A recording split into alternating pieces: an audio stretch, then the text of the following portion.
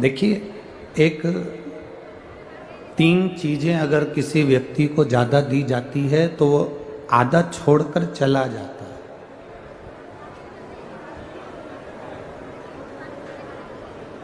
तीन चीजें अगर हम किसी व्यक्ति को ज्यादा दे रहे हैं, 3 चीजें अगर हम किसी व्यक्ति को ज्यादा प्रदान कर रहे हैं तो वो अधूरा छोड़ेगा और चले जाएगा। पहले नंबर पर है भोजन।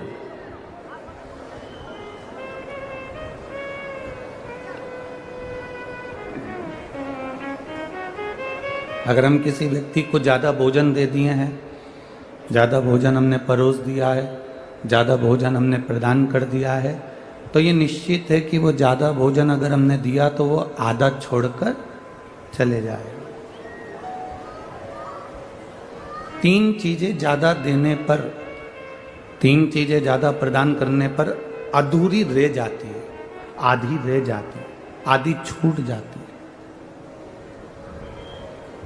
पहले नंबर पर है भोजन, दूसरे नंबर पर है प्रेम और तीसरे नंबर पर है ज्ञान। हमने अगर किसी को ज़्यादा भोजन दे दिया तो वो अधूरा छूट जाएगा। हमने किसी को ज़्यादा प्रेम दे दिया, ज़्यादा स्नेह दे दिया, ज़्यादा हमने प्रेम प्रदान कर दिया तो प्रेम भी अधूरा रह जाता है।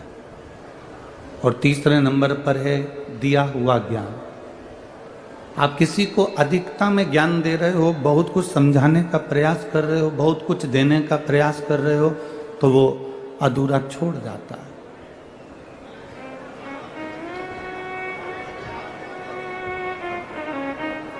भोजन अधूरा छूट जाता है, ज़्यादा मिलने पर प्रेम अधूरा छूट जाता है, ज़्यादा मिलने पर ज्ञान अधूरा छूट जाता है। पर शिव महापुराण की कथा कहती है, भक्ति और विश्वास जितना ज़्यादा मिलता है उतना बढ़ता चले जाता है, ये छूटता नहीं है। भक्ति और विश्वास जितना जितना बढ़ेगा ना, उतना सुख का अनुभव हमारे जीवन में होता चले जाएगा।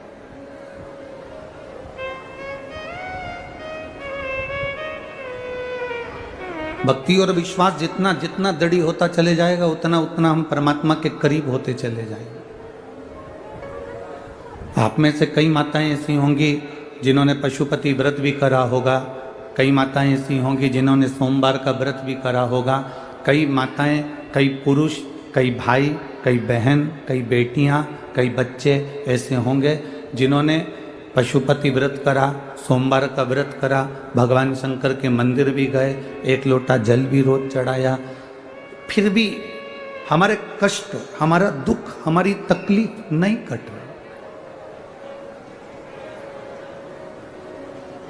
फिर भी हमारा कष्ट उतना कि उतना ही रह गया, फिर भी हमारा दुख रह गया, फिर भी हमारा कष्ट रह गया। तो आपके मन में संशय आता होगा कि मैंने इतना जल चढ़ाया, मैंने इतनी पूजन करी, मैंने सोमवार का व्रत करा, पशुपति व्रत करा, शिव जी के मंदिर गई, भजन करा, गुणगान करा, कीर्तन करा, उसके बाद भी मेरा भजन अधूरा रह गया।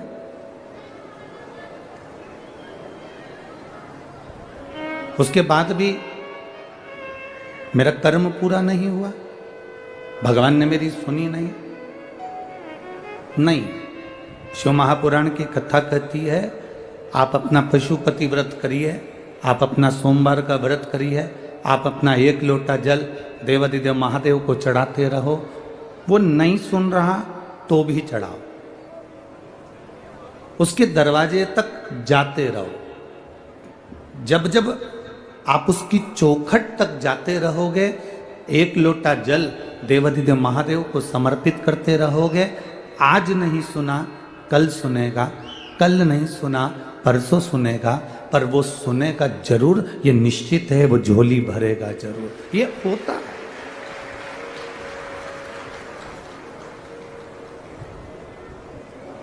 अब इतनी सारी इसमें माताएं बैठी है और कोई जम के चिल्ला के कह दे बिमला बाई, तो ढेर सारी बिमला बाई खड़ी हो जाएगी।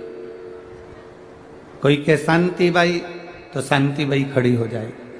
जब हम पुकारते हैं, जब हम आवाज़ लगाते हैं, जब हम पुकारने का प्रयास करते हैं, बोलने का प्रयास करते हैं, भगवान नहीं सुनता भगवान अगर नहीं सुन रहा, उसके बाद भी हम उसको पुकार रहे हैं, उसके बाद भी हम उसको कह रहे हैं, बार बार आवाज लगा रहे हैं, श्री शिवाय नमस्तुभ्यम, बार बार बोल रहे हैं नमः शिवाय, बार बार बोल रहे हैं ओम नमः शिवाय, बार बार बोल रहे हैं 12 अक्षर मंत्र ओम नमो भगवते वासुदेवाय, बार बार हम राम कर रहे हैं, बार बार हम कृष्ण कर रहे हैं, बार बार हम शिव कर रहे हैं, बार बार हम श्री शिवाय नमस्तुभ्यम कर रहे हैं। वो नहीं सुन रहा, उसके बाद भी तुम पुकारते रहो। जब 3, 4, 5, 6 बार आवाज लगाते रहोगे तो निश्चित है एक ना एक बार मेरा महादेव पलट कर जरूर देखेगा और कृपा जरूर करेगा। उसका वो पुकारना तुम छोड़ना नहीं।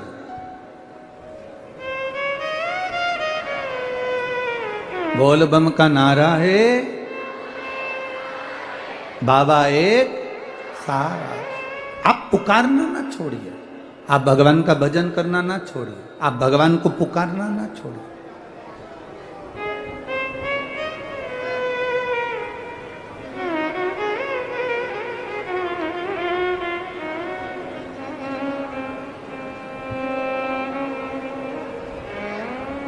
जब हम भगवान को बारंबार पुकारेंगे, जब हम भगवान को बारंबार आमंत्रण देंगे, जब हम भगवान को बारंबार पुकारने का प्रयास करेंगे, वो सुनेगा जो। एक शिव जी का भक्त था, उसका नाम था मदन। वो भोलेनाथ जी का बड़ा भगत था। मेरी राजगढ़ की जीजियों और मेरे भाई जितने भी बेटे हैं, राजगढ़ के जितने भी मेरे भाई बंधु, मेरे जीजा उन बैठे हैं, बड़ी सावधानी से सुनना कथा। राजगढ़ को 5 दिन की कथा मिली है, आज कथा का दूसरा दिन है। 1 मिनट की भी कथा किसी के कारणवश आपकी ना छूटे, क्योंकि आप दिल से बहुत दूर दूर से कथा सुनने आए हो। तो बाबा से प्रार्थना करना कि हमारी कथा हम सुनने के लिए आए हैं, और सुना है जो दिल से सुनता है तो वो दिल से लुटा कर भेजता भी जरूर है।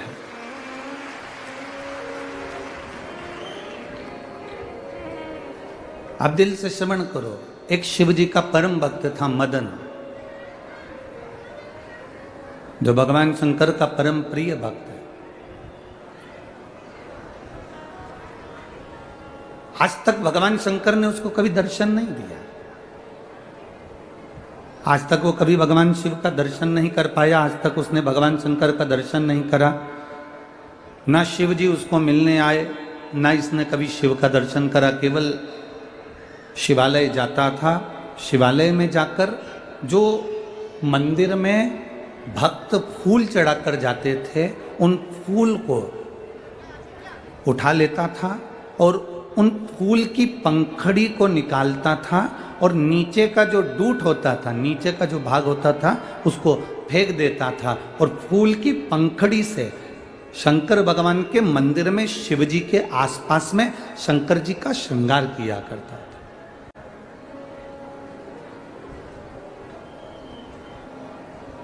वो केवल शिव जी का श्रृंगार करना जानता था, उसके अलावा उसको कुछ आता नहीं था। बाबा देवादिदेव महादेव का श्रृंगार करना। आप में से कई माताएं होंगी, आप में से कई बेटियां होंगी, कई भाई होंगे, कई बेटे होंगे, जिन्होंने नियम बना कर रखा होगा कि शंकर जी के मंदिर में मैं जाऊंगा तो वहां पर श्रृंगार कर आऊंगा। आप में से कई माताएं ऐसी भी हैं कि भगवान को जल चढ़ाने जाती है तो वहां पड़े हुए फूल से शिव जी का श्रृंगार कर आ जाती है। आखिर क्यों?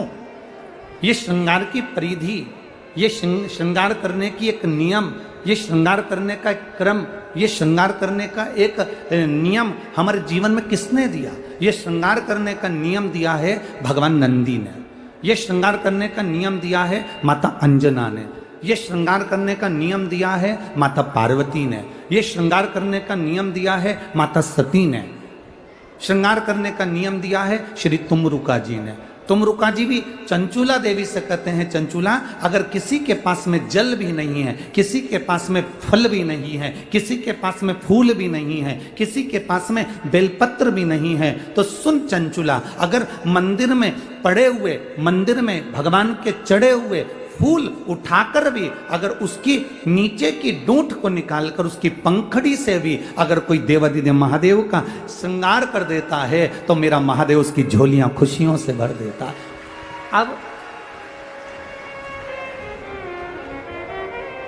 अब आप लोग कहेंगे गुरुजी पंखड़ी में और फूल में क्या अंतर है?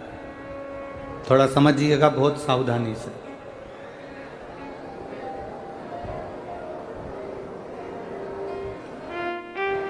ये फूल है, हमारे हाथ में कितने फूल हैं? ये जम के बोलो जरा। एक पुष्प है। अब ये जो नीचे से डूट तोड़कर फेंक दिया और ये पंखड़ियां पत्तियां पत्तियां इकट्ठी हो गई, अब ये फूल कितने हो गए? इसकी कोई क्वांटिटी है? इसका कोई हिसाब है कि ये एक फूल है कि दो फूल है कि तीन फूल है कि चार फूल है कि पांच फूल है? शिव महापुराण की कथा कहती है पुष्प एक है। जब हम देवादिदेव महादेव पर चढ़े हुए फूल को उठाकर उसका जब श्रृंगार करते हैं तो नीचे के डूट को तोड़कर जब फेंक देते हैं और पंखड़ियों से जब बाबा का श्रृंगार करते हैं तो मेरा भोलेनाथ समझता है कि हमने एक पुष्प नहीं, बाबा के चढ़े हुए पुष्प को अनेक कर कर बाबा के चरणों को समर्पित किया है। बाबा के चरणों का हमने श्रृंगार किया है।